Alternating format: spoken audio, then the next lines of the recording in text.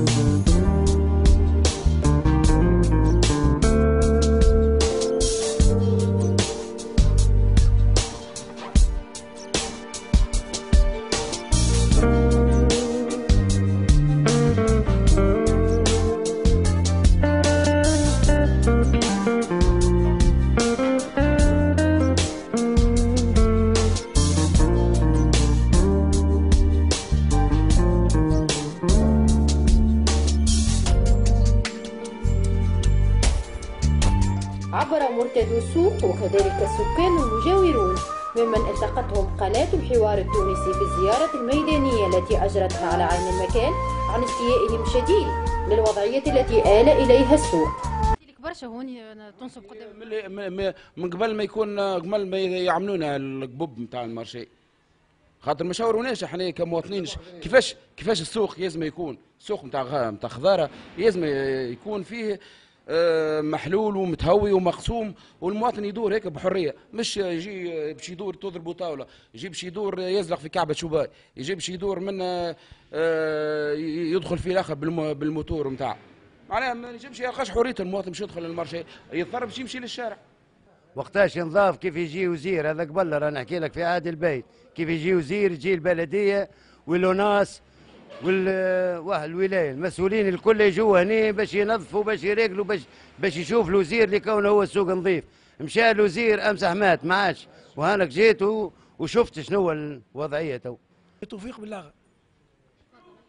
نحب نحكي على الفوضى هذه معناها منصوبه وكل شيء، نهار لحد ما تنجمش تعدى من هنا من الفوضى. فوضى كبيره ياسر. عندنا السوق هكا مغاديك سوق مسكر. ما حلوا هنا باش تنحى الفوضى اول حاجه، وثاني حاجه معناها يساعدنا احنا السوق المغادي. وقتاش تسكر هو السوق وعلاش؟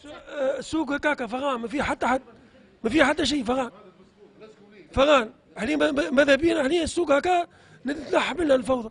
السوق هكا تعرف يا اختي ايش حل؟ من رمضان لرمضان. رمضان هكا باش الانسان يا جماعه يخففوا على هذا، باش الناس يبيعوا البريك هذيك. باش يبيعوا البريك. عملنا 1000 مطلب. 1000 مطلب ما فما حتى شيء منها. ما فما حتى شيء. ما سمعنا حتى حد احنا. نخدم توا حانوت الزباله غاديك والصخ الكل ما نجموش كيفاش ننصبوا فميك من الريحه الوسخ، نصبوا في الكياسات الكراب متعديه ونحن نصبين الغله فميك قدام الكياس ماناش لاقيين فهمت نصبوا فهمت بالحانوت فميك كلها وسخ، الدنيا كلها مسخ. تجي البلديه باش كلمك يقول لك باهي نجي نكلم خدامات يجوا ما يجوش اصلا، تلقى كان زباله وسخ واحد. اش خلانا نصبوا الكياس؟ انا شوف الكياس كيفاش السنه موجود، ماناش لاقيين باش نخلصوا الاداه. يجيك يقول لك الشهر 150 الشهر ماناش مصورين، درا واحد باش يخلص المية يخلص الضوء، درا باش يوكل الصغار فميك ماناش قادرين. الاداءات ياسر وزيد في السوق فهمت لا ياسر غاليه، الدنيا غاليه فهمت. اللي لوحوا فيه اكثر من بيعوا. أبدى في السياق ذاته أصحاب المحلات المجاورة الذين يمارسون تجارتهم بصفة القانونية غضبهم لما آل إليه المكان، مؤكدين أن الباعة الفوضويين هم المتسببين في تردي الوضع. بدت شيء محزن، فوضى ياسر وتهميش ياسر، واي بشر زاد من تاع انتصاب الفوضى هذه راهو شيء غريب، شيء ما وصلش فهمتني. والفوضى هذه على اساس ما عندناش. اتصلتوا بالمسؤولين على نظافه والله عندنا ملف خاص البلديه وجبنا لهم حتى تصوير وعاد منفذ وبرشا حاجات. انا واحد من الناس يسوي البلديه عامين ما خلصوا 3 سنين فهمتني. 3 سنين مش خالص حانوت تاعي. علاش والاسباب هذه قلنا نصوروا وضعيتنا. يا خويا شو نقول لك، احنا راهو ماذا بينا نخلصوا مش ما نخلصوش، راني مستعد للخلاص اليوم قبل غدوه فهمتني. اما نحن الناس اللي برا، الناس برا راهو همش شيء غريب. راهو تعال نهار الأحد وتعال نتفرج، تعال نهار السبت وتعال نتفرج. الناس ما تلقاش وين تمشي، موبيلات ولا بسكيت بشر مواطن يخش بها. على هيك علاه واحد سنه في حانوت برا يمشي ينصب برا ينصب للداخل. الناس هذيك قاعد تخلص في الكري والاخر مش يخلص في الكري. علاه يا خويا مش فاهم انا هذا. وضحونا هذا يا خويا، كثرونا الامن يجي يتكلم يقول لك يا خويا انا ما عنديش مسؤوليه ما عنديش مدخول، اعطي السلطه للامن. وماذا بينا احنا تو شفت احنا ولاد بلادك كليك راهو نحبوا بعضنا ونعاونوا بعضنا وكذا، لكن قداش منا البشر باش يحمل فهمتي. ماذا بينا نحترموا جيراننا زاده، فما من ناس تنصب هنا ما تحترمش رواحها برجوليه. البلديه بس بلديه خويا ما عندناش بلديه في كابس هنا. بلديه تقبل الرشوه هنا، رشوه ايش معناها رشوه؟ عنده الفلوس يوقفوا معاه، المزمر ما عندهاش راهم يكونش معاه باش تقرا حسابك. هذه من اول الدنيا لتو فهمتني ولا؟ قبل حنيف الانتصاب الفوضوي هذايا، انتصاب الفوضوي اللي يحكوا عليه هذايا، احنا قبل خويا اللي عنده فلوس واللي عنده كذا وكذا الترشيب راح يغلى تفضل ما يخليك تنصب فهمت. وثاني حاجه يهز لك سلعه ويعلم بربي بحالك كيفاش انت جايبها السلعه هذيك مسلف فلوس كذا من صحابك من جيرانك، يهزها ما يمش فيك ويعفس عليك ويهزك الحبس من فوق. ولها باها وليد قابس برجوليه صراحه تتولها باها رب تنباني كلمه. راه شفت بركان هذا بركان قاعد بشوي بشوي راه بشوي وقت تفرقع انا سيدي بوزيد انا قفص انا قصري راهو بالحق راهو بشد بعضها مليح راهو ما عادش الشباب نتاعنا تفلقط حال الله بطال خدمه لا ترى قداش البابا باش يعيش والام باش تعيش والاخت باش تعيش باش تعطي لاخواتها الفلوس قداش منها صورنا منها احنا الثوره ما صورنا منها شيء من الجنوب راه ما صور منها حتى شيء. وبين تقاذف المسؤوليه بين التجار الشرعيين والفوضويين يطلق المستهلكون صيحه فزع من الامراض التي قد تلحق بهم، ويطالبون السلطات البلديه بالتدخل لتنظيف وتنظيم المكان. كدورنا كبلديه لابد انه تتراجع الوضعيه هذه، تتراجع بكل حزم وبكل قوه. ما كانش باش نخرجوا من الفوضى هذه.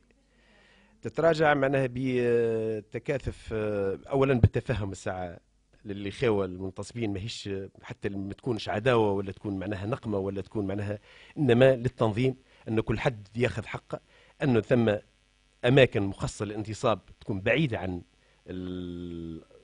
السوق الاصلي، واصحاب السوق يرجعوا لدكاكينهم ويكونوا معناها يخلصوا خلاصاتهم عادي، والبلديه تقوم بواجبها من ناحيه النظافه. اذا كان رجعت النظافه ورجعت الرقابه الصحيه ورجعت الرقابه الماديه حتى للاسعار، نتصور ان كل حاجه تشد بلاصتها. نتمنى وهو اساسا 80% و 90% نعملوا على تفهم المواطن خاصه المنتصب.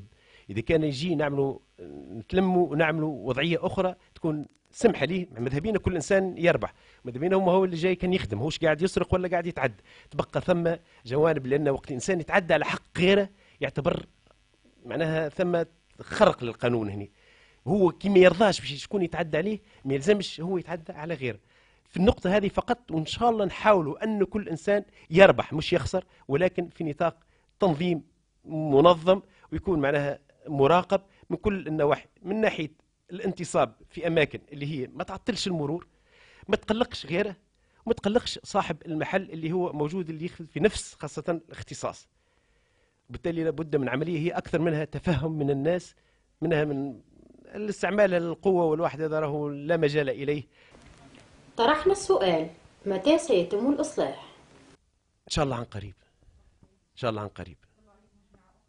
لا نقول لك جمعه شوي، لان لابد انه نكونوا معناها انتم مشكورين مشكورين جدا بتطلعكم للمشكل هذايا ووضع اليد على الاشكال هذا، لان هني اذا كان عرفنا الداء ان الطريق للدواء معناها سهل، ولا وبالتالي نقول لك جمعه لا، اما خلينا 3 جمعات ان شاء الله بقدره الله، ان شاء الله تكون احسن صوره، ايمانا ان بالرساله هذه اللي بلغتها تو الاخوان المنتصبين ان يفهمونا، ماهيش قضيه عداوه ولا اقامه حرب معناها ضد ناس تخدم على روحها باش تصور الخبز، وإحنا في وضع بصراحه صعب جدا، وماذا بينا كل الناس كلها بخير، ولكن كما قلت في نطاق احترام بعضنا زاد، وكنا مواطنين وكنا نحبوا بعضنا، ما اكثرش من هيك.